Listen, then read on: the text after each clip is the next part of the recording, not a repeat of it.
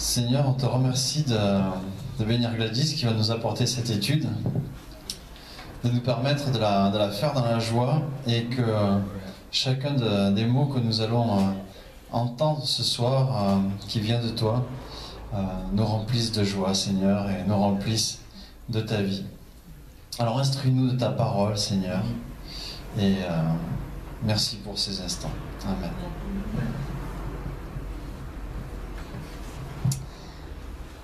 Nous sommes donc dans la partie la vie de disciple et on va commencer un nouveau chapitre de la vie de disciple qui s'appelle la vie quotidienne. Alors pourquoi ce titre? Parce que si l'enfant de Dieu que tu es soupire en lui-même en attendant l'adoption, la rédemption de son corps, s'il soupire après l'avènement de Jésus, si ton cœur attend l'accomplissement des promesses du Seigneur, tu n'en demeures pas moins un canal que Dieu veut utiliser au quotidien. Tu es un instrument qu'il veut accorder au rythme de son cœur pour qu'au temps marqué par le Père, la perfection de son amour soit manifestée. Cette petite étude donc de la vie quotidienne nous conduira à découvrir et vivre nos talents et plus tard à porter du fruit. Mais ce soir, on va s'arrêter un peu plus longuement sur découvrir et vivre ses talents. Le verset de 1 Pierre, chapitre 4, verset 10, nous dit que nous devons être comme de bons dispensateurs des diverses grâces de Dieu, que chacun de vous mette au service des autres le don qu'il a reçu. Alors, sans doute, certains diront, moi j'ai rien reçu, j'ai aucun don, j'ai rien. Alors si tu es dans ce cas, écoute bien. Écoute la parole que le Saint-Esprit a donnée à l'apôtre Paul.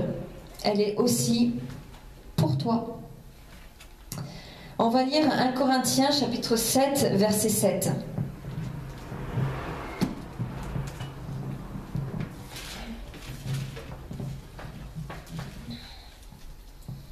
Je voudrais que tu sois comme moi, mais chacun tient de Dieu un don particulier, l'un d'une manière, l'autre d'une autre.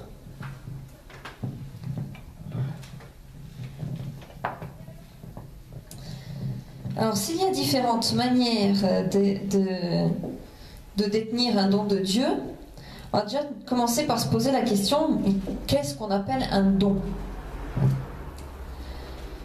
Je crois que c'est à ce niveau que se situent nos difficultés. Car quand on parle de don, on pense tout de suite aux dons de l'esprit ou à ce qu'on appelle les dons ministères dans Éphésiens 4. Et ils font effectivement partie des dons. Mais on oublie souvent que le plus petit de nos talents est aussi un don qui peut être mis à la disposition de l'Église, comme faire la cuisine. Nous ici, on a des sœurs qui sont très douées en cuisine et qui nous font des petits gâteaux le dimanche matin.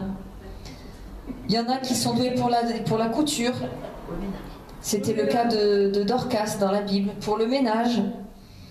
Certains ont une belle voix qu'ils peuvent mettre au service de la louange.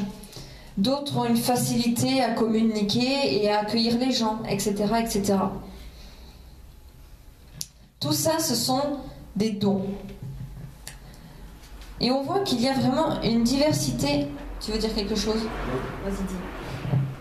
Oui, moi j'ai quelque chose à ajouter à cela. Beaucoup de gens disent... Oui, parce que ça fait croûte-croûte. Beaucoup de gens, disent « Oh, il a un don. Oh, regarde. Oh, il écrit. Il peint. Il court bien. C'est un don, tout ça. » Eh bien, moi je dis non. Attention. Un don, c'est ce que l'on reçoit de l'Éternel. Par contre, il y a une chose. Un talent, on a un talent pour ceci ou pour cela. On a vu la cuisine, la couture, une belle voix, etc. Puis j'en passe. Mais il y a mieux. Si quelqu'un est attiré par une activité, quelle que soit l'activité, cette activité, il faut la travailler. Ah, les gens disent, ah oui, mais toi, tu as un don. Non, on a travaillé. Et en travaillement, eh ben, parfois, on s'est enfermé dans une situation, dans un problème, dans un métier même. Et c'est pas un don. C'est pas un don, c'est un travail. Tu prends de l'avance sur l'étude.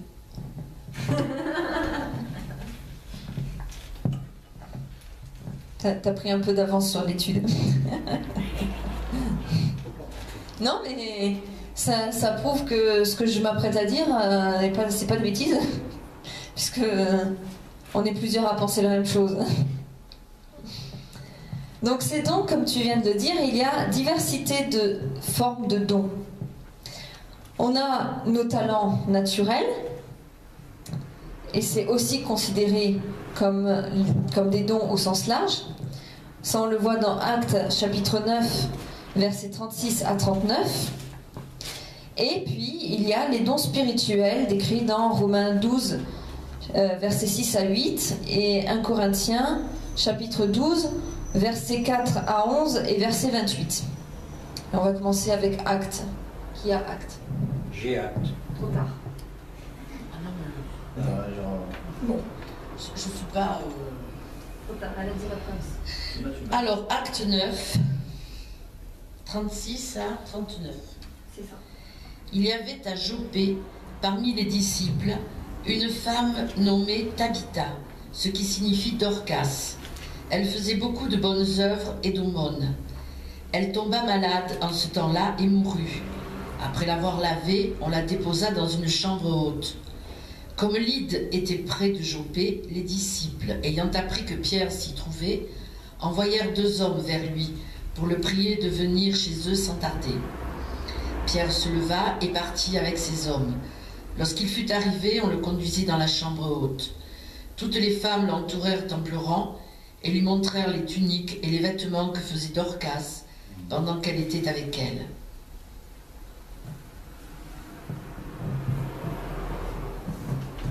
Donc là, on voit que Dorcas, ou Tabitha, avait un talent naturel pour la couture et qu'elle a mis au service de l'Église. On va lire maintenant dans Romains 12, versets 6 à 8. Dans Romains 12, 6, 8, nous avons des dons différents selon la grâce qui nous a été accordée. C'est la prophétie, que ce soit en accord avec la foi. Attention.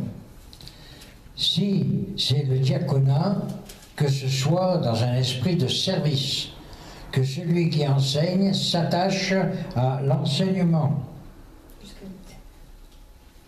Celui qui exhorte à l'exhortation, que celui qui donne le fasse avec simplicité, celui qui préside avec empressement, et celui qui exerce la miséricorde avec joie.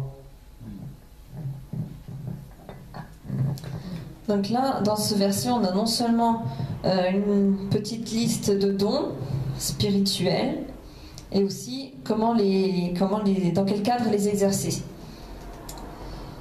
Et on a un autre exemple de dons spirituels dans 1 Corinthiens 12, versets 4 à 11 et verset 28.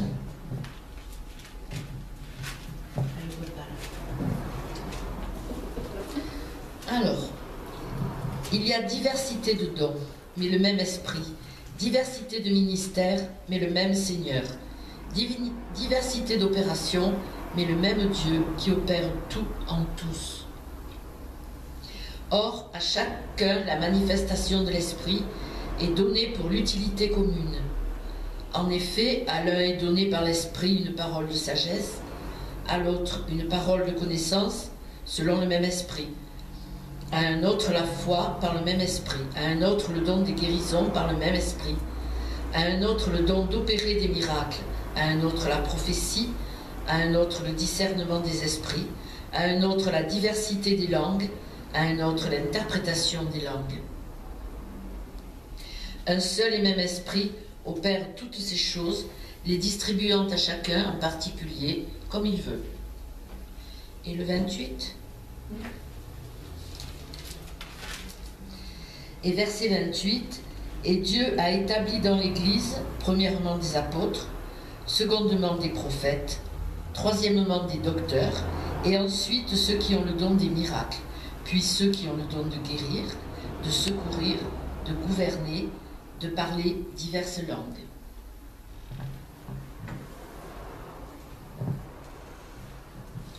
Donc voilà une petite liste non exhaustive des divers dons qu'on peut avoir. Je dis non exhaustive parce que bien sûr, comme on l'a si bien répété déjà, il y en a toute une flopée et tout ce qui rentre dans le cadre de nos talents naturels sont aussi des dons à mettre au service de l'Église. Mais comment découvrir les dons qui nous sont propres ? Le plus souvent, l'intéressé reçoit en lui-même une conviction intérieure que Dieu pose dans son cœur. Mais il faudra que cela soit confirmé par l'Église locale, au travers des ministères et au travers de notre vécu au quotidien. Nos points forts émergeront et seront source de bénédiction pour l'entourage qui ne manquera pas de le souligner. Ça, on le trouve dans Actes, chapitre 29, verset 39. Ça sera confirmé aussi par la direction du Saint-Esprit, comme on le voit dans Actes 6, verset 3 et Actes 13, verset 2. Et ça sera confirmé aussi par la parole de Dieu, ce qu'on appelle le Rhéma de Dieu. On va commencer donc avec Actes 9, 39. Pierre se leva et partit vers eux. Alors, c'est la suite de ce que nous avons lu. Il était au point Leïda et Dorcas venait de décéder, oui. Le 9, acte 9, oui, chapitre 39. On l'a lu le morceau tout à l'heure. Donc, quand on a demandé à Pierre, Pierre se leva et partit vers eux. Lorsqu'il fut arrivé, on le fit monter dans la chambre haute. Toutes les veuves s'approchèrent de lui en pleurant et montrèrent les tuniques, le manteau que faisait Dorcas lorsqu'elle était avec elle. Voilà ce que l'on entendait par souligné par l'entourage. Oui, parce que en l'occurrence, ces veuves étaient attristées, bien sûr parce qu'une de leurs amies était décédée, mais aussi parce qu'elle faisait des choses magnifiques dans la couture qu'elle ne pouvait plus faire désormais. Quelqu'un a Acte 6, verset 3 ? Oui. Je sens que Elisabeth. Allez, Elisabeth. Le 3 est pas loin. On est le 10, elle est là.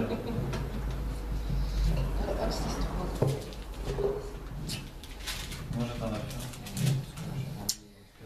C'est pourquoi, frères et sœurs, choisissez parmi vous cet homme de qui l'on rende un bon témoignage, rempli de l'Esprit Saint et de sagesse, et nous nous chargerons de ce travail.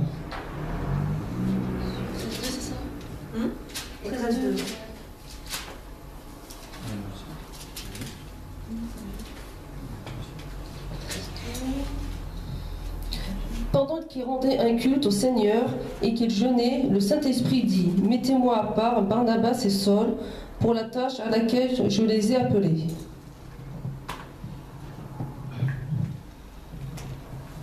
Voilà, donc dans ces deux passages, on voit que c'est le Saint-Esprit qui révèle les dons des personnes. Une fois qu'on a découvert nos dons, comment les vivre ? Eh bien ça, on le trouve dans Colossiens, chapitre 3, verset 23. Qui c'est qui l'a ? Tout ce que vous faites, faites-le de bon cœur, comme pour le Seigneur et non pour les hommes,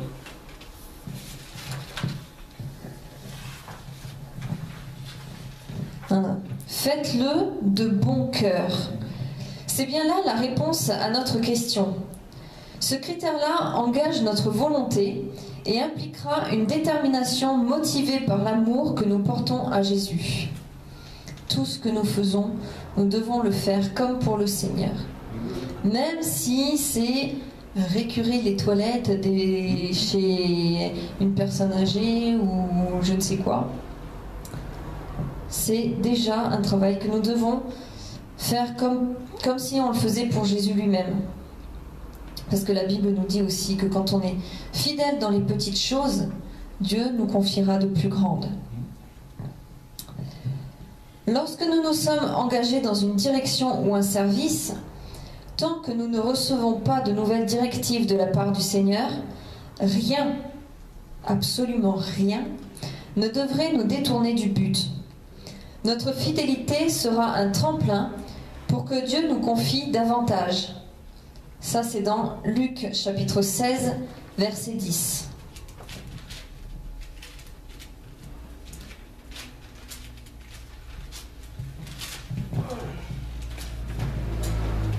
Celui qui est fidèle dans les petites choses l'est aussi dans les grandes. Et celui qui est malhonnête dans les petites choses l'est aussi dans les grandes.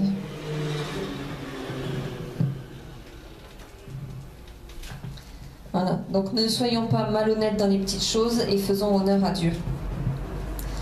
Notre fidélité nous amènera aussi au perfectionnement et nous donnera soif d'aller plus loin.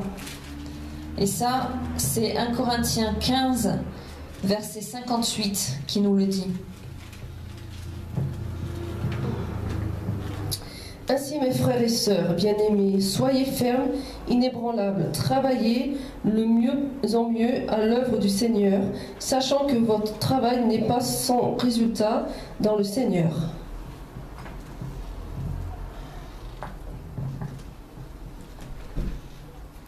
Il est important de se souvenir que c'est en les vivant ensemble avec nos frères et sœurs que nos talents s'épanouiront et serviront la gloire de Dieu. Et comme on le disait il y a encore pas si longtemps, comment exercer nos dons et nos talents à l'extérieur si on ne les a pas si on ne les a pas développés avant. Vous imaginez aller dans la rue pour, je sais pas, je prends l'exemple de quelqu'un qui a reçu le don de prophétie. Ah ben j'ai le don de prophétie, allez hop, je pars dans la rue. Et vous vous trouvez nez à nez avec quelqu'un et vous lui dites quelque chose, enfin vous essayez de lui dire quelque chose. Ben, ça vient pas comme ça. Si vous ne développez pas ce don, ça vient pas comme ça. Non seulement ça vient pas comme ça, mais si vous partez sans avoir exercé un petit peu votre don avant, vous risquez de dire des grosses bêtises. Et quel meilleur endroit que l'Église pour exercer ses dons, pour s'entraîner, pour faire des bêtises justement, pour ne pas avoir à les faire à l'extérieur.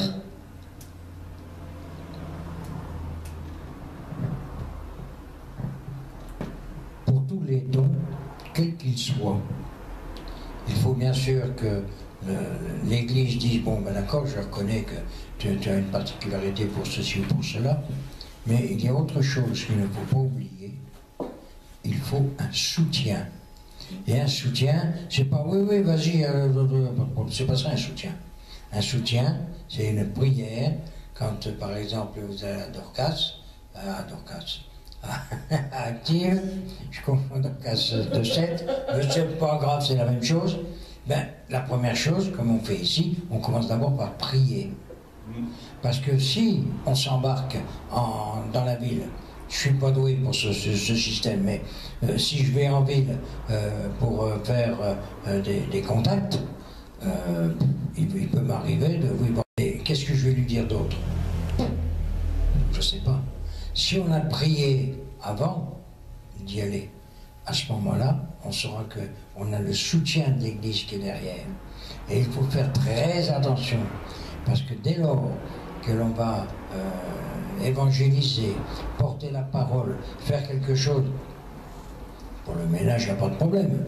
je dis ménage, bonne chose, mais dès le moment où on est impliqué dans une action d'église, prenons garde aux baffes. Parce qu'il y en a un qui n'est pas content. Mais alors, pas content du tout.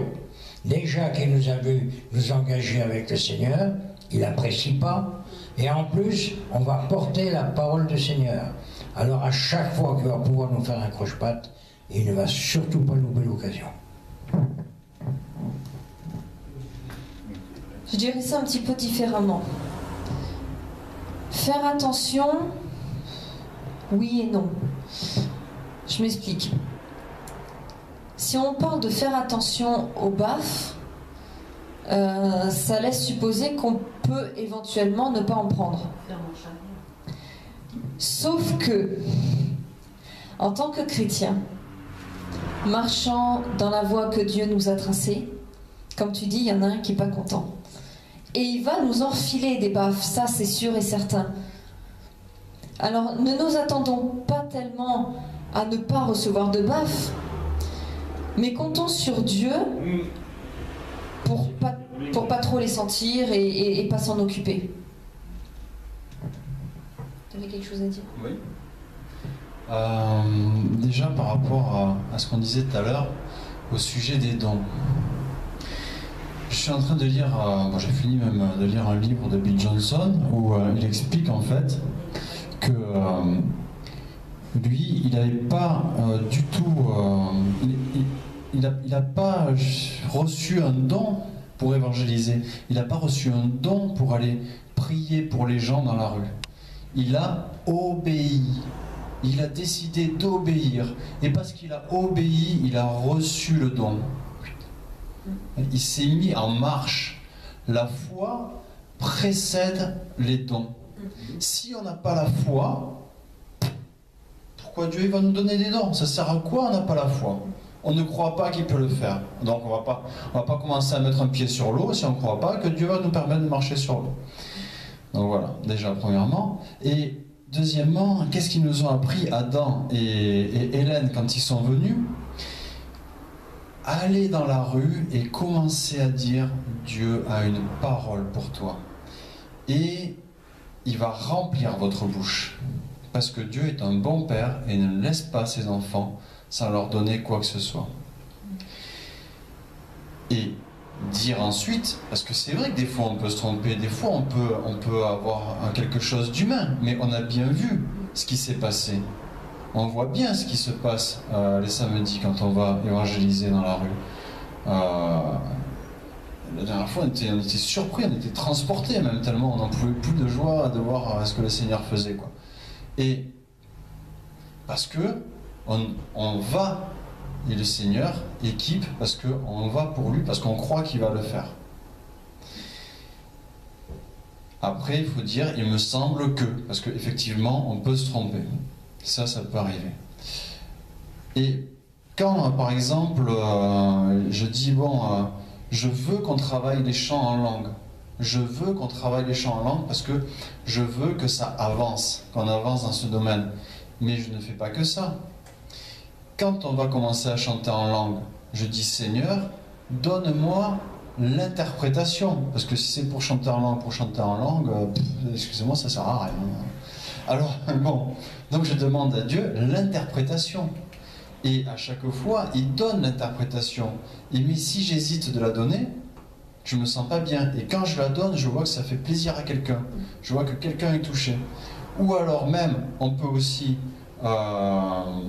c'est pour ça que je pense qu'il ne faut pas spécialement attendre d'exercer son don dans l'église, mais il faut y aller par la foi, quoi. Seigneur, voilà, tu vas me donner une parole pour la personne, ou Seigneur, tu me mets à cœur j'ai sur le cœur d'aller vers cette personne, et bien j'y vais. Je ne vais pas attendre d'exercer mon don dans l'église et de me dire non, je vais attendre qu'il me mette à cœur d'aller vers quelqu'un dans l'église. Je vais aller. Et puis si ça n'a pas d'effet, pas d'effet. Au pire, la personne, elle était athée, elle repart athée. Elle va pas partir, si je lui dis pas un truc terrible, elle va pas repartir en ayant la haine des chrétiens ou quoi. Ce qu'il y a, c'est que comme nous disaient Adam et Hélène, il faut voir ce qu'on dit, est-ce que je peux le porter, est-ce que je peux le supporter, est-ce que ça me ferait plaisir. Voilà, dans ce cas-là, la personne ne va pas partir de façon mauvaise. Mais ça m'est arrivé aussi le soir, avant le culte, avant le dimanche, de dire Seigneur, donne-moi pour demain une parole de prophétie, une parole de connaissance. Et je l'ai eue et je l'ai donnée le lendemain. J'ai hésité à la donner. J'ai dit, c'était le coup des crayons de couleur, j'ai hésité à la donner. Mais j'ai bien vu que ça faisait plaisir à la dame qui venait d'arriver, qu'elle l'a pris pour elle. Et puis il y avait autre chose aussi, c'est que je pense qu'il ne faut pas regarder à ce que Satan peut nous faire. Je pense qu'il ne faut pas s'en occuper du tout. Satan, il fait ce qu'il veut, c'est son problème. Mais moi, personnellement, je préfère m'occuper de ce que Dieu peut faire pour moi. Je préfère m'occuper de regarder à la protection que Dieu me donne, de regarder à toutes les bontés que Dieu a pour moi, à savoir que rien ne peut m'arracher de sa main, que tout concourt à mon bien et qu'il a acquis la victoire pour moi. Voilà ce que je voulais dire. En gros, Et c'est vrai qu'il y a un proverbe dans le monde qui dit que la bave du crapaud n'atteint pas la blanche colombe. Et comme tu dis, le diable il peut essayer de cracher sur nous tant qu'il veut. Si on est en Dieu, on est cette blanche colombe et ça glisse sur nous comme sur les plumes d'un canard, ça s'accroche pas. Parce que je pense aussi que si je m'occupe trop de ce que Satan peut me faire, je vais manifester de la crainte. Je vais manifester de la crainte et ça va se voir que je suis quelqu'un de craintif. Alors que si je manifeste, si je m'intéresse à tout ce que Dieu peut m'apporter, je vais manifester de la joie et de la paix. Et j'ai plutôt envie de manifester ça. Voilà. Moi aussi. Pour finir, je vais vous poser quelques petites questions. Avez-vous mis vos talents et vos dons en œuvre dans l'Église?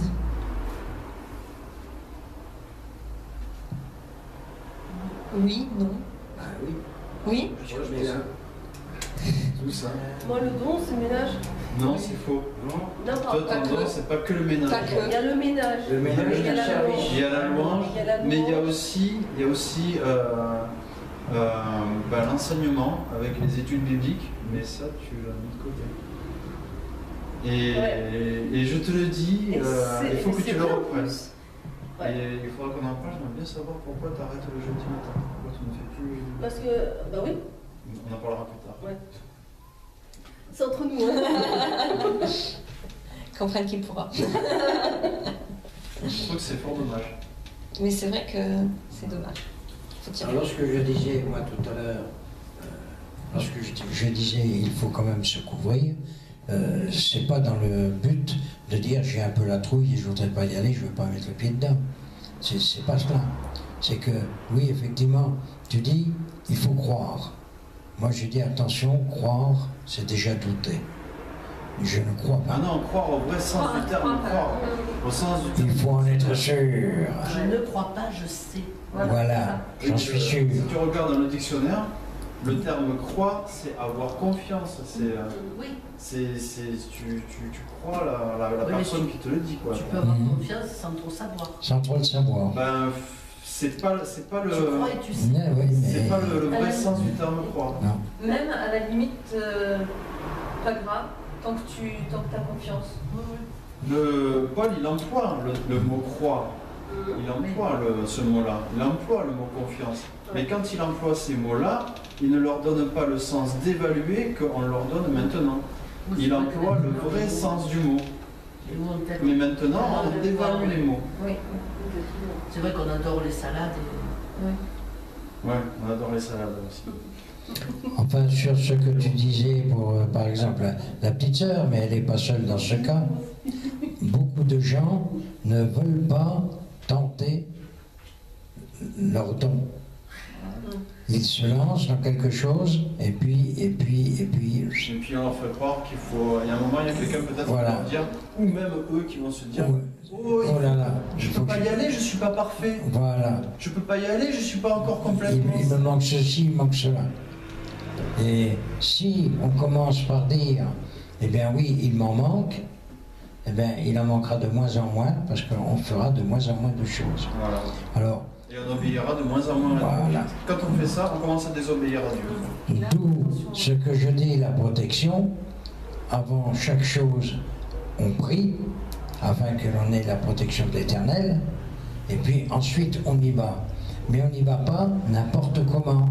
Tu sais, petite sœur, j'ai un truc à te dire. Hein. Il faudrait quand même, de temps en temps, que tu fasses attention. Attends, qu'est-ce que c'est que ce truc-là? C'est un jugement. Ouais. Qui je suis pour juger qui que ce soit. D'accord? Et il est bon, comme tu le disais tout à l'heure, que lorsque quelqu'un a un don, il commence à l'exercer en petit comité. Ce comité va lui dire, bon oui, toi tu peux faire ci, tu peux faire ça. Et petit à petit, il va commencer à prendre de l'assurance. J'en ai pour preuve, ta mère, Anne, ne prenait jamais la parole en public. Ah non. On allait dans un restaurant quand on s'est connus.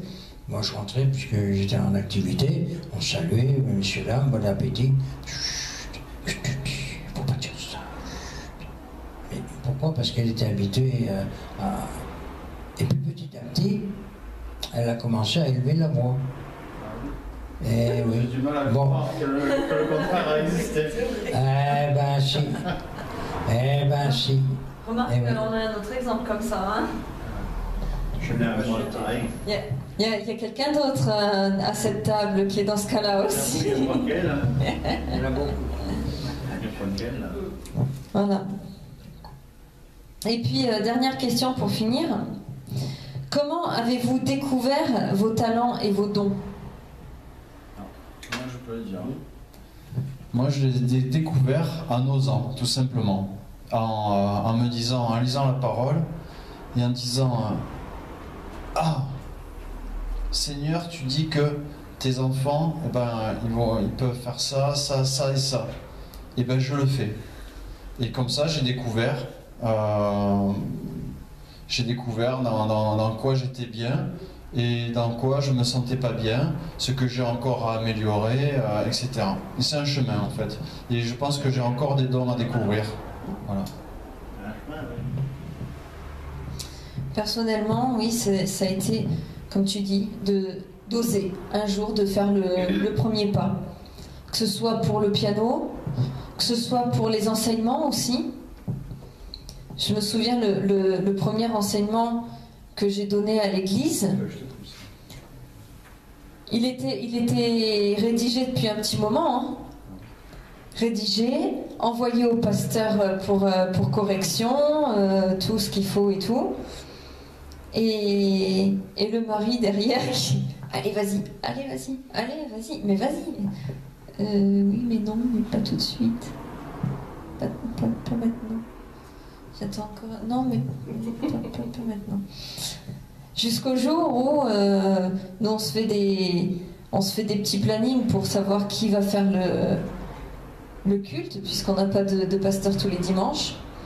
Puis un jour, il s'est trouvé qu'il y avait une date avec personne à côté. Et cette date, elle est restée avec personne à côté pendant un petit moment. Et ben, jusqu'au moment où le Seigneur m'a dit plus que 2 semaines et il n'y a toujours personne.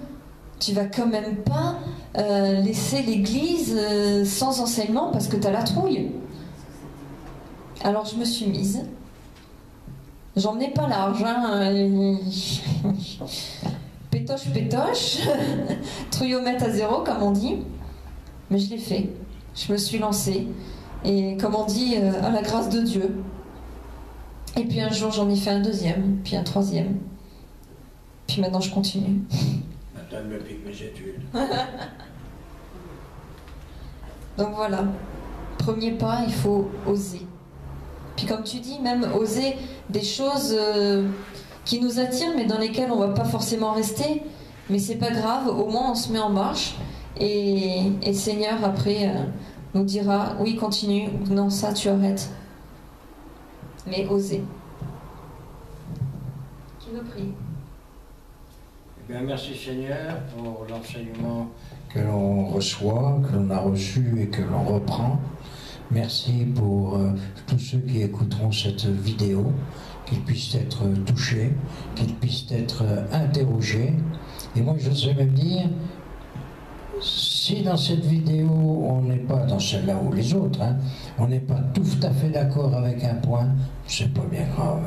C'est pas bien grave, il suffit de prier l'Éternel et de dire voilà, moi je pense ceci, lui il pense cela, et comment? Et le Saint-Esprit dira ni l'un ni l'autre, c'est ni ça, ni c'est comme ça.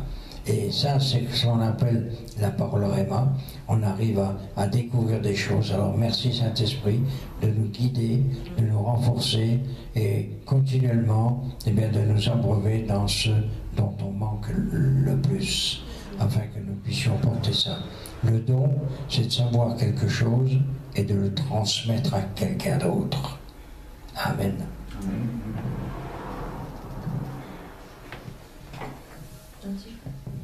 Je sais pas.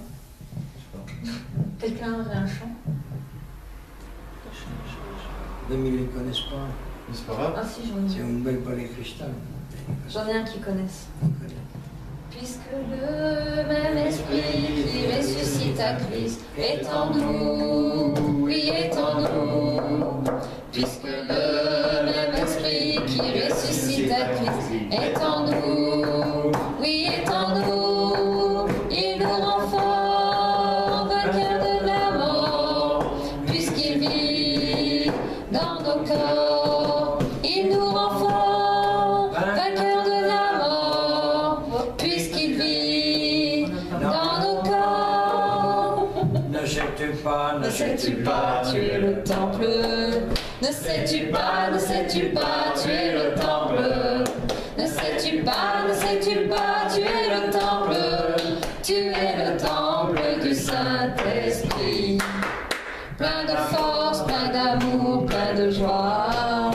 Plein de force, plein d'amour, plein de joie. Plein de force, plein d'amour, plein de joie. Tu es le temple du Saint-Esprit. Oui, je sais, je suis le temple. Oui, je sais, je suis le temple.